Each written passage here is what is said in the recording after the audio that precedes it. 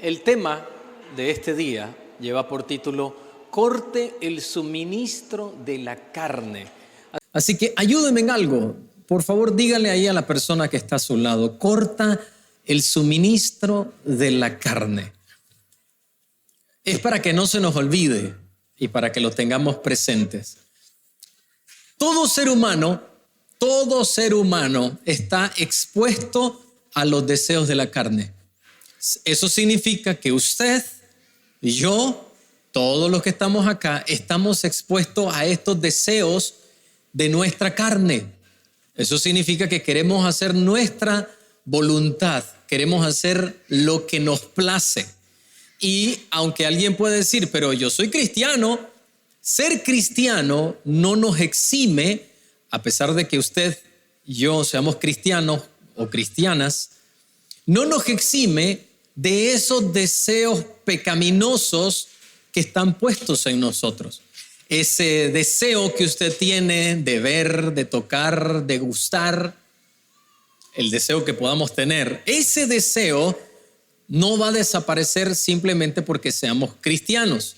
Y si tal vez se está preguntando, y cuando habla de la carne, pastor, ¿a qué se refiere? Vea lo que el apóstol Pablo describe acerca de la carne. Dice, manifiestas son las obras de la carne que son, Gálatas capítulo 5, versículo 19 en adelante. Son adulterio, fornicación, inmundicia, lascivia, idolatría, hechicerías, enemistades, pleitos, celos, iras, contiendas, disensiones, herejías, envidias, homicidios, borracheras, orgías y cosas semejantes a estas, acerca de las cuales los amonesto, los que practican tales cosas, lea conmigo lo que dice a continuación, no heredarán el reino de Dios. La práctica de estas obras nos alejan del reino del Señor. No vamos a poder alcanzar lo que hemos puesto como meta en nuestra vida. Entonces, cuando uno lee esta parte, nos damos cuenta que hay algo con lo que nos estamos enfrentando todo el tiempo. O sea, el deseo de la carne. Y Pablo, a pesar de quién era, un hombre santificado por el Señor, entregado a Cristo, él reconoce, él admite que hay una lucha interna, incluyéndolo a él. No es solo una lucha interna de ustedes, no, es una lucha interna también que él tiene. Y si usted quiere ampliar acerca de este tema, quiero animarle que lea todo la carta de Romanos, pero particularmente el capítulo 7. Él expresa todo acerca de esta batalla y vamos a retomar algunos versículos. Por ejemplo, el versículo 19. En vez de lo bueno que quiero hacer, hago lo malo que no quiero hacer. Versículo 20. Pero si hago lo que no quiero hacer, en realidad no soy yo quien lo hace, sino el pecado que está dentro de mí. Me doy cuenta entonces de que aunque quiero hacer lo bueno, solo puedo hacer lo malo. ¿Por qué? Por esa batalla, versículo 22. En lo más profundo de mi corazón amo la ley de Dios, pero también me sucede otra cosa. Hay algo dentro de mí que lucha contra lo que creo que es bueno. ¿A qué se está haciendo referencia? A esos deseos pecaminosos, al deseo de la carne. Y se lo quiero decir una vez más, usted y yo no estamos exentos de estos deseos. Y cuando uno habla algo como esto, hay personas que dicen, ¡qué barbaridad! ¿Cómo el pastor va a decir eso? Pues es que yo soy humano igual que usted. Recuerdo en una ocasión que el pastor David vino a predicar y él dice, hermanas, no ande enseñando lo que no debe. Entonces él dijo, no me haga tener que usar todo mi dominio propio para ver para otro lado. Alguien se me acerca al final y me dice, ¿cómo el pastor va a decir eso? ¿Qué significa? ¿Que quiere ver a esa mujer? Entonces le digo, ¿y qué quiere que le diga? ¿Quiere que se pase a parar ahí a decir mentiras? Porque sería mentir. Él está siendo lo más honesto posible. Y en el evangelio uno tiene que predicar tal cual. Ahora, Si usted me pregunta, pastor, ¿y algún día se ha sentido atraído por una mujer? Sí, por mi esposa. Gracias a Dios, ¿verdad? Pero nunca, yo no puedo decir, ay, un día, no. Pero es precisamente porque he tenido conciencia de esto, que el Señor nos lo dejó bien en claro, de esa batalla. Y vea lo que dice Gálatas capítulo 5, versículo 17. Porque la carne desea lo que es contrario al espíritu. La carne desea lo que es contrario al espíritu y el espíritu le es contrario a la carne. Ambos se oponen mutuamente para que no hagan lo que quisieran. Están opuestos, peleando. En su interior está esa batalla. Entonces Pablo nos lo deja bien en claro de que hay una batalla interna en la cual usted y yo nos sentimos atraídos. Pero no solo muestra la batalla, no solo nos habla acerca de la batalla, también Pablo nos da la solución para que podamos obtener la victoria en Cristo Jesús. No solo, sí, hay un problema. A mí me preocupa escuchar un mensaje. Por ejemplo, yo escucho mucho a David Wilkerson. He tratado, hay veces cuando veo lo que he visto, veo la cantidad de mensajes que he visto de David Wilkerson. También escucho al hijo de David Wilkerson, que se llama Gary Wilkerson. Una prédica de David Wilkerson me encantó tanto que hasta la doblé. Y el día de ayer estaba escuchando una del hijo, que digo, esta prédica necesita ser doblada al español. Una palabra poderosa de parte del Señor. Pero estas son personas, David Wilkerson ya partió a la presencia del Señor y tuve el privilegio de conocerlo en persona, Pastor David lo trajo. Pero estas son personas que cuando le hablan a uno, no solo le dicen el problema. Y el apóstol Pablo, obviamente inspirado por el Espíritu Santo, no solo hablaba del problema, también hablaba de la solución. Y ahora vamos a eso. Vea lo que dice Romanos capítulo 13, versículo 14. Más bien, vístanse del Señor Jesucristo y no hagan provisión para satisfacer los deseos de la carne. No hagan provisión. Entonces, la respuesta que Él nos da es no le demos alimento a la carne. Y eso es lo que está pasando en nuestras vidas. ¿Por qué nos sentimos más y más atraídos? Porque le estamos dando de comer a esas pasiones y deseos de la carne. Es simple. Y lo que necesitamos hacer es cortar el suministro. Corte el suministro de lo que le está dando a su carne. Necesitamos pasarle tijera y decir no más, hasta aquí. A pesar de que entendemos que tenemos que cortar el suministro, hoy quiero hablarle de 3 aspectos de una u otra forma donde los cristianos estamos dándole de comer a la carne. O sea, de manera quizás inconsciente, porque espero que así sea, de manera inconsciente le estamos dando suministros a la carne para que éstas sigan cobrando fuerza en nuestras vidas. Entonces, vamos al número 1. Número 1, cuando no entendemos que un poquito de levadura leuda toda la masa, o mejor dicho, fermenta toda la masa. Que basta con un poco. Basta con una probadita para que eso ocurra. Estaba mirando a un experto en metabolismo y es diabetólogo. Entonces él decía, en estos días tenemos un mal. ¿Sabe cuál es el mal de nuestros días? Que vemos muchos videos sobre comida. Y él decía que habían hecho un estudio que cuando la persona miraba el plato de comida había una inyección de insulina. Y entonces después dice, le voy a dar un ejemplo. Usted ve por ejemplo, si fuera nicaragüense, ¿no? Usted ve unos jocotes con sal y ¿qué le pasa? Dice, ahí se le inyectó la insulina. Y yo digo, qué interesante.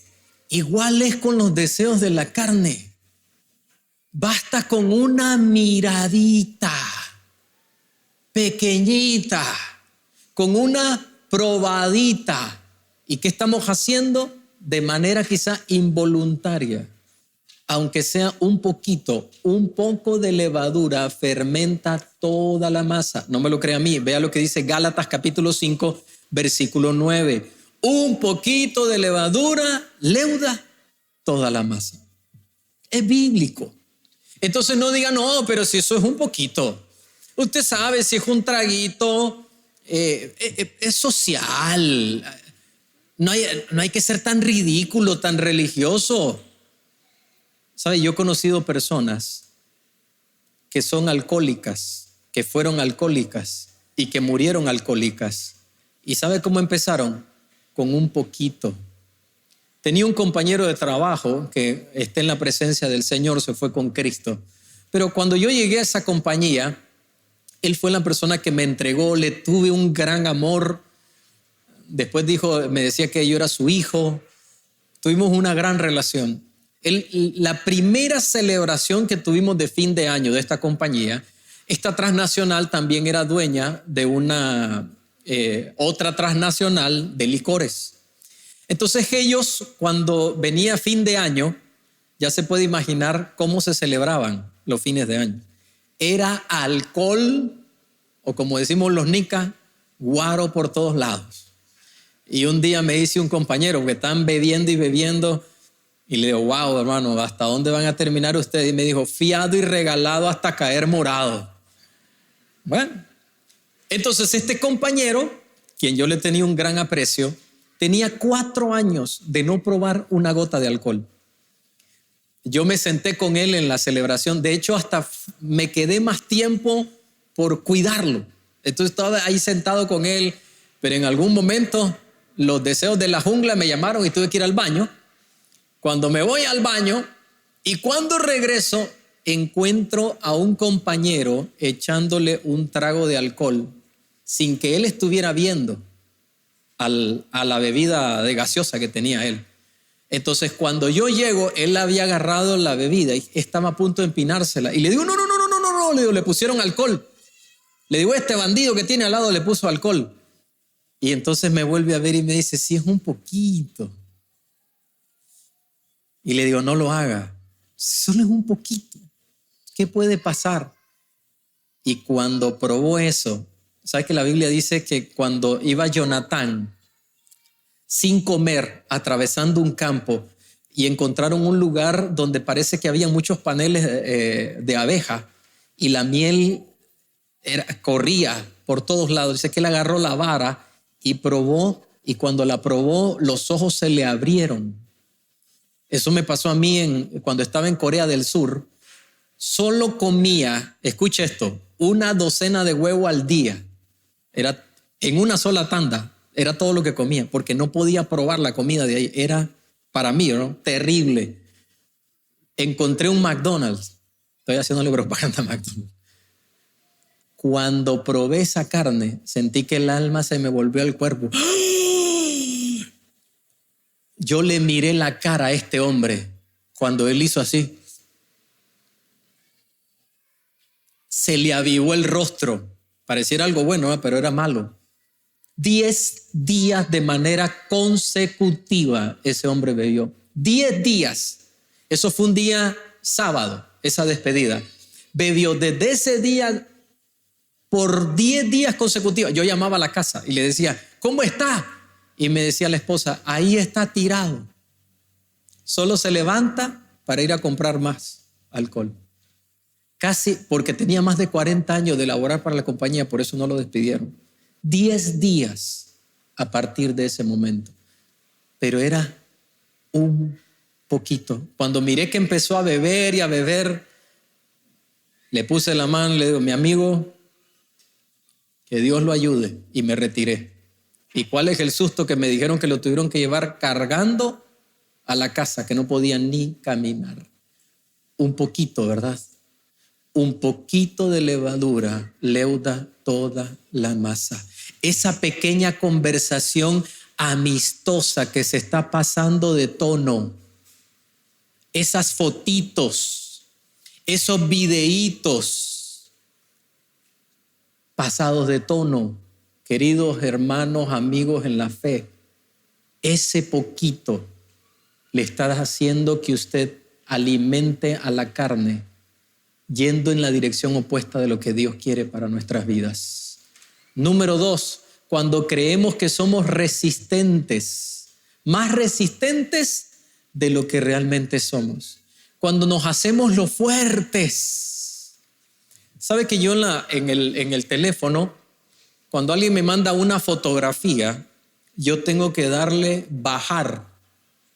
O sea, no me manda la fotografía, inmediatamente se baja. Yo tengo que darle clic para que se baje la fotografía. ¿Sabe por qué? Porque me han mandado fotos mujeres desnudas. Entonces, alguien podría decir, pastor, ¿y entonces qué está diciendo? Que le hubiera gustado ver esa foto. Lo que le estoy diciendo es que yo no puedo creerme fuerte en ningún momento. Voy a hacer una pregunta simple. ¿Quién es más santo?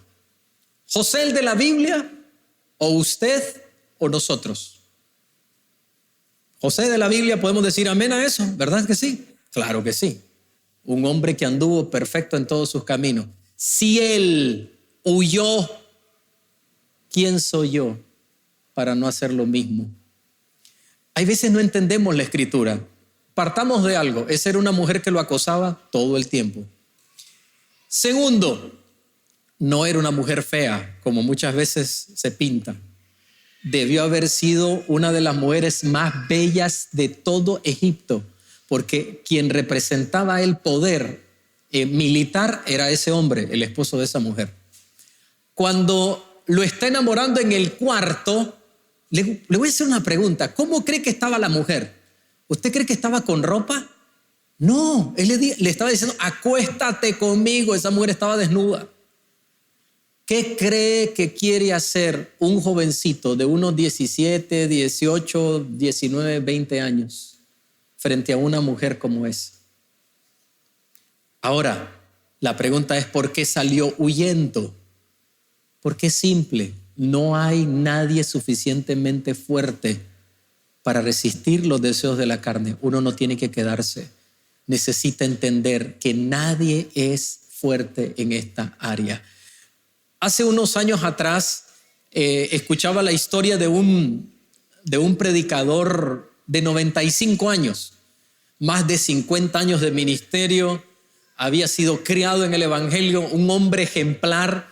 Le estaba dando una conferencia a unos pastores y dice, leyó lo de Gálatas capítulo 5, dice, vamos a leer Gálatas capítulo 5, tome papel y lápiz y usted va a escribir cuáles son los deseos suyos en los cuales usted puede caer en pecado. Entonces todos los pastores ahí estaban y entonces luego de haber leído dice él, yo le voy a mostrar la lista de los míos, y entonces muestra una lista en las cuales él se sentía atraído. Entonces cuando muestra la lista, escucha esto, 95 años de edad, y dice, y si ya no ve en esa lista las relaciones sexuales es porque la semana pasada las saqué. 95 años, décadas de ministerio, y dice, hasta la semana pasada lo saqué de la lista. ¿Qué le está diciendo ahí? Que nadie es tan fuerte para decir, no, eso no me afecta. Vea lo que dice Pablo, le dice a su hijo Timoteo en la segunda carta que le escribe, el capítulo 2, versículo 22. Huye también de las pasiones juveniles y sigue la justicia, la fe, el amor y la paz con los que de limpio corazón invocan al Señor. Leo nuevamente, la fe, el amor y la paz con los que de corazón limpio invocan al Señor. Huye de las pasiones juveniles. Uno lee esto y dice, pastor, eso es para los jóvenes. Solo quiero darle una advertencia. No es la primera carta. No es la primera carta, es la segunda carta. Ya Timoteo no era un jovencito.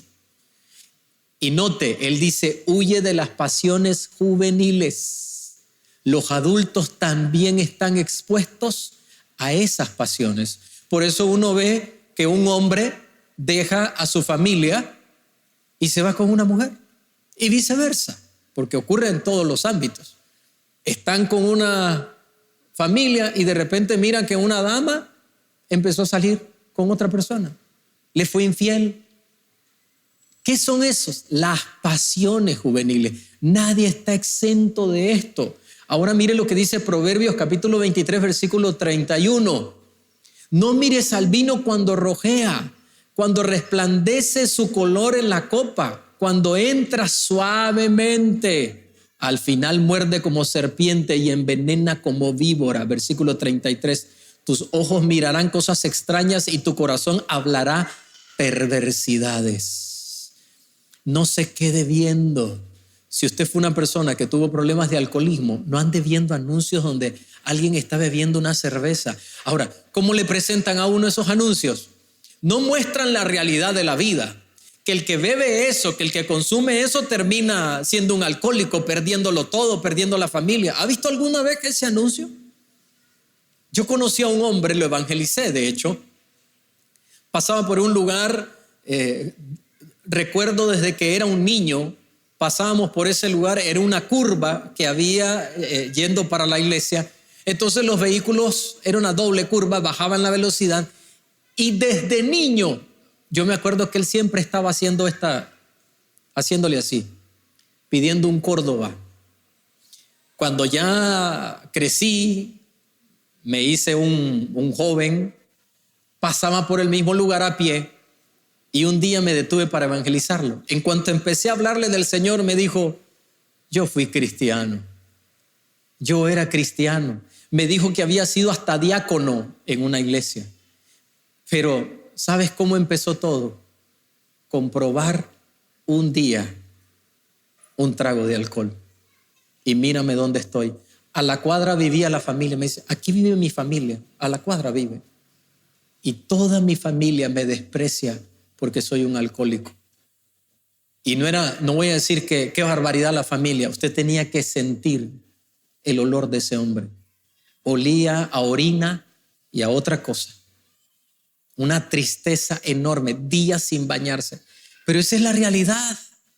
No nos la presentan. Y uno está viendo ahí que es diversión, alegría, pero no nos dicen las consecuencias de lo que trae ese poquito de levadura, esa probadita, y nos creemos suficientemente fuertes para rechazarlo. No, por eso el proverbio dice, no lo veas, no se quede viendo esos videos. Y estamos en una sociedad.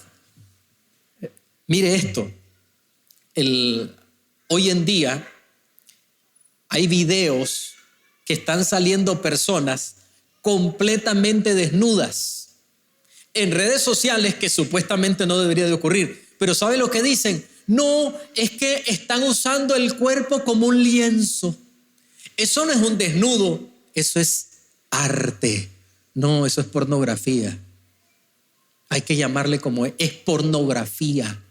¿Y sabe qué hago? Yo los he denunciado, los videos. ¿Y sabe qué me manda a decir la plataforma? Creemos que no violenta nuestros principios de comunidad y convivencia. Eso es lo que me mandan a decir. Pero por lo menos al haberlo hecho, el algoritmo lee que eso es algo que no quiero ver. Pero nunca van a parar. Nunca van a parar. Nunca le he dado un me gusta a una cosa como eso. Y siguen y siguen y siguen. Yo veo, por ejemplo, apologética. Por si no sabe qué es apologética, es la manera de defender la fe. Eso es lo que yo veo todo el tiempo. Y las tendencias mundiales en cuanto a las ideologías. ¿Por qué me tiene que salir algo así? Porque ellos están haciendo su trabajo. Y si uno se queda ahí mirando, es que bonito, es arte. Cómo usan el cuerpo y la mujer está desnuda, el hombre está desnudo y se pueden ver sus partes claramente. Es que es arte. No, no es arte. Lo que estamos haciendo es cayendo en la trampa, viendo cómo rojea, como dice acá el vino. Número 3, cuando nos olvidamos que la meta cristiana, la meta del cristiano es revestirnos de Cristo. Es Cristo presente. Nadie te está viendo, nadie te ve, pero Cristo está ahí. Nadie está viendo lo que uno ve, pero Cristo está ahí. Nadie está mirándote, nadie lo va a saber, pero Cristo lo va a saber. un día me pagaron un seminario, o bueno, no era una reunión de los concesionarios de Latinoamérica de la marca de camiones número 1, Hino, que le pertenece a Toyota. Entonces yo fui juntamente con el gerente general a esa reunión. Entonces estuvimos en la reunión, eran los dueños de compañías de toda Latinoamérica y yo. O sea, eran millonarios que estaban ahí. Y escucho que al final de una de las reuniones dice uno de ellos, bueno, ya saben, tenemos cita en tal lugar, parece que ya era algo común que hacían. Entonces le digo al gerente general, le digo, mire, ¿y eso qué es? Dice, sí, si querés ir, van a encontrarse en tal bar, pero como él sabía que yo era cristiano, y me dice, pero quiero que sepas algo, eso no es algo para ti, porque te conozco. Entonces le digo, está bien, no voy a ir. Al siguiente día estaban las historias, escucha esto, cerraron el bar, o sea, gente de tanto dinero, llegaron al lugar, hablaron con el dueño, cierran el bar completamente y metieron una cantidad de mujeres que ya usted se puede imaginar. Y entonces ellos dicen, lo que pasa aquí, aquí se queda. Y nadie lo sabe. Ninguno de ellos con esposas. La pregunta es, ciudad de Guatemala, no está ahí mi esposa, no hay nadie. ¿Quién lo va a saber? ¿Sabe quién lo va a saber? Dios lo va a saber. Lo que usted hace en su trabajo. No, si estos me roban a mí, pero eso no le da derecho a robar a usted. ¿Sabe quién lo va a saber? Dios lo va a saber. Mire esto, me llama una persona de la iglesia y me dice, mire pastor, tenemos un caso. Un empleado está renunciando de manera inmediata y a mí ya me había pasado el caso de una persona que había renunciado por una necesidad de manera inmediata. Entonces los que conocen algo de leyes laborales sabrán que cuando uno pone su renuncia inmediata pierde su liquidación. No hay que darle antigüedad. Tiene derecho a su aguinaldo, si no mal recuerdo, pero pierde los otros derechos. Entonces me dice, mire, la persona está renunciando inmediata porque tiene una necesidad. ¿Qué tengo que hacer? La ley dice que no hay que pagarle la indemnización. ¿Qué cree que debo de hacer? Le digo, es simple. ¿Qué le gustaría que a usted que hicieran con usted la regla de oro? ¿Qué le gustaría a Cristo que usted hiciese? Bueno, yo creo que al Señor le gustaría que yo ayude a esa persona en su necesidad. Hágalo. Ahora uno dice, ¡ay, qué bendición! ¡Qué bendición! La pregunta es, ¿qué pensaría Cristo cuando le entrega la liquidación y le dice, mire, su renuncia fue inmediata, usted puso su renuncia inmediata, pero aquí tiene su antigüedad, tiene sus vacaciones? La persona estaba llorando. Y es más, le dice, si usted luego quiere regresar y tenemos la oportunidad, le vamos a recontratar, aunque no es política de la compañía.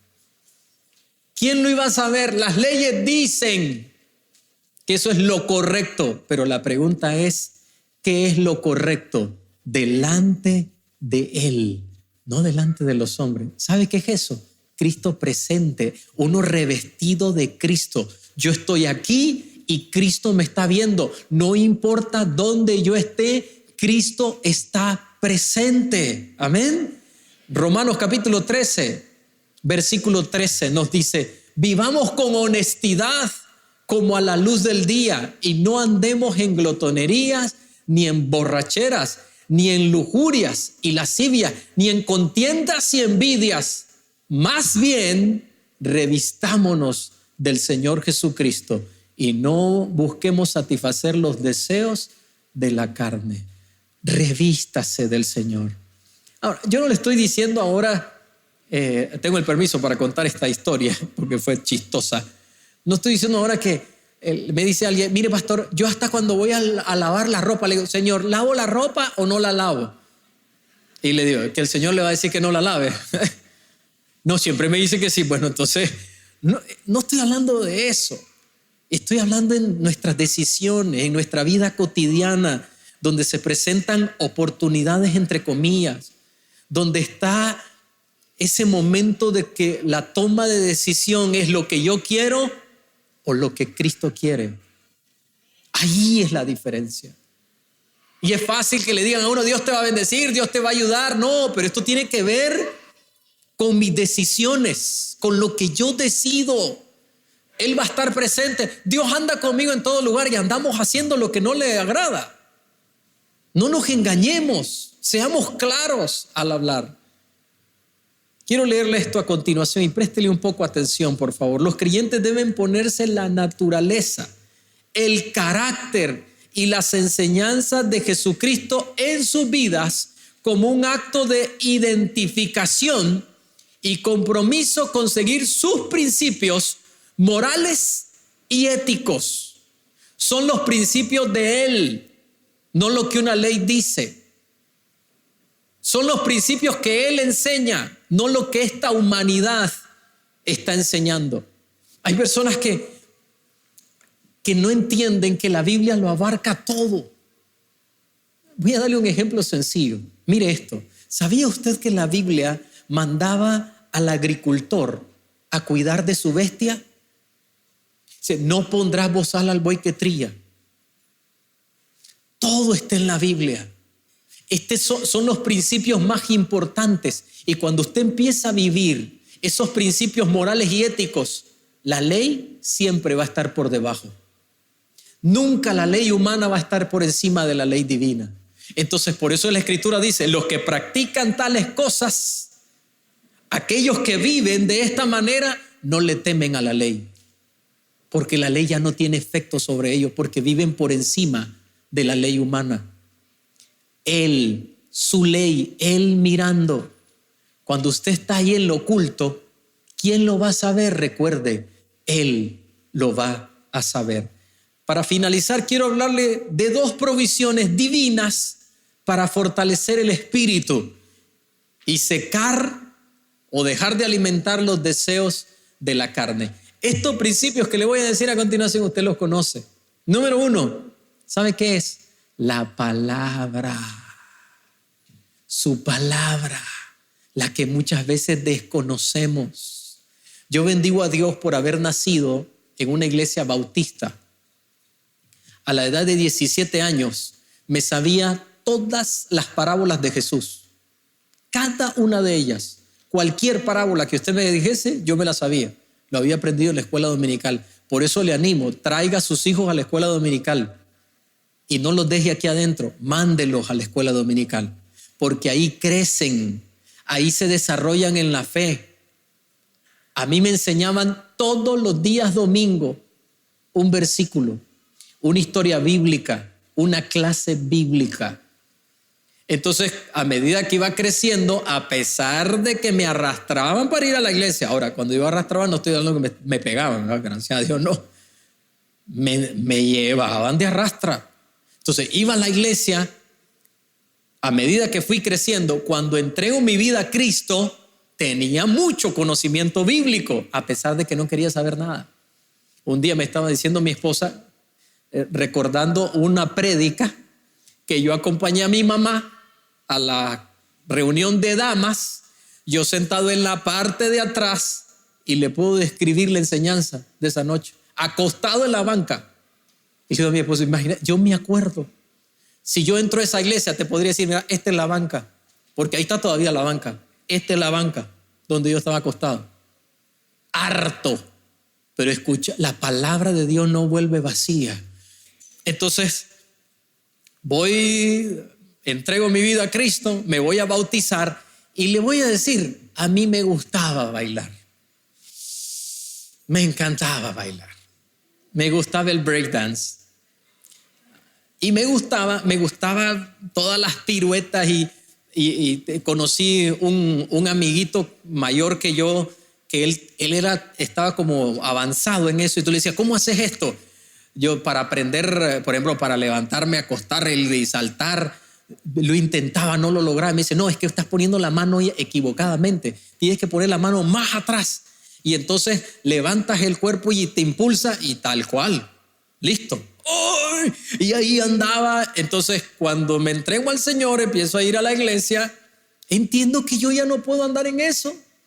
Pero el día que estaba orando, que quiero contarle esta experiencia, ese día había pasado por un aula de secundaria y había visto a unos ensayar una canción de breakdance de Michael Jackson. Y yo los había visto y me quedé mirándolo. Y cuando terminaron hasta le dije a uno, mira, en este se te adelantó y aquí lo hiciste. Y cuando llego a la casa me sentía tan mal. Y entonces en medio de una oración le dije, Señor, pero tu palabra dice que en Cristo yo soy una nueva criatura y las cosas viejas pasaron y aquí todas son hechas nuevas. ¿Sabe qué edad tenía? Tenía 14 años de edad. Y le puedo decir algo, eso fue en febrero de ese año. Acabamos de entrar a clase, había un acto y ellos iban a participar. Yo, Señor, esa era mi vida vieja, esta ya no es mi vida de ahora. Yo soy una nueva criatura en Cristo Jesús. Eso lo dije. Tal vez mi mamá ni se acuerda, pero yo ya me había entregado al Señor. Y entonces un vecino estaba poniendo una música y yo estoy en el cuarto. Y entonces escucho la música y empecé a hacer unas piruetas. Y pasa mi mamá y me ve y me dice, ¿Yay? ¿Qué estás haciendo? Estaba avergonzado porque me seguía llamando. Pero algo sentí que ocurrió cuando hablé esa palabra. Al siguiente día vuelvo a pasar por la misma aula a la misma hora de receso y los veo que estaban bailando. Pero algo había pasado. Ya no me sentía atraído. Fue la última vez que tuve ese deseo. ¿Qué fue? La palabra del Señor que tuvo efecto en mí. Quiero mostrarle lo que Jesús dijo en Mateo capítulo 4, versículo 4. Lo conocemos. Respondió él, dijo, escrito está, no solo de pan vivirá el hombre, sino de toda palabra que sale de la boca de Dios. Quiero llevarle a lo que dice esa palabra, escrito está, que es una palabra compuesta. En griego, nadie sabe cómo se hablaba el griego koiné, que así se le denomina al griego antiguo. Nadie sabe, porque es una lengua muerta. Pero esta palabra que está escrita a su lado derecho, yegrafai podría ser una manera, o yegraftai podría ser otra. No sabemos a ciencia cierta, pero lo importante es lo que significa. Ha sido escrito. Eso fue lo que Jesús dijo. Ha sido escrito. Entonces, ¿sabe algo? Nosotros también tenemos que ir a lo que ya fue escrito. Cuando usted esté en esa batalla, recurra a la palabra. Pero es que me siento débil. Recuerde, Él da esfuerzo. Bueno, se lo voy a decir. Ha sido escrito. Él da esfuerzo al cansado. Multiplica las fuerzas del que no tiene ninguna. Los jóvenes flaquean y caen, pero los que esperan en el Señor tendrán nueva fuerza. Correrán y no se cansarán. Caminarán y no se fatigarán. Ha sido escrito. Ha sido escrito.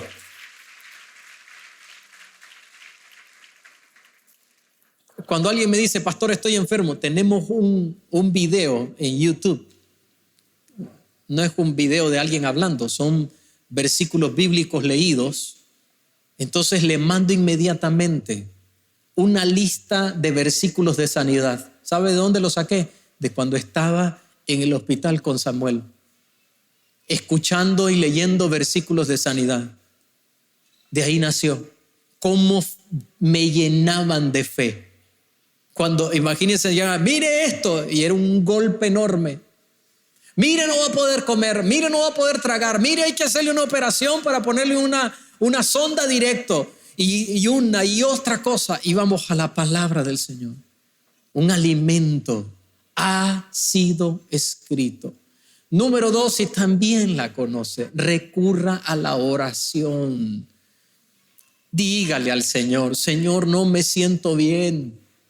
Dígale, me siento desanimada, estoy desanimado. Dígale, me atrae esta persona. Dígaselo. Alguien me dice, ¿cómo le voy a decir eso? Pues si Él lo sabe. Él lo sabe. Él sabe lo que usted está viendo. Él sabe con la persona con la que usted se está escribiendo.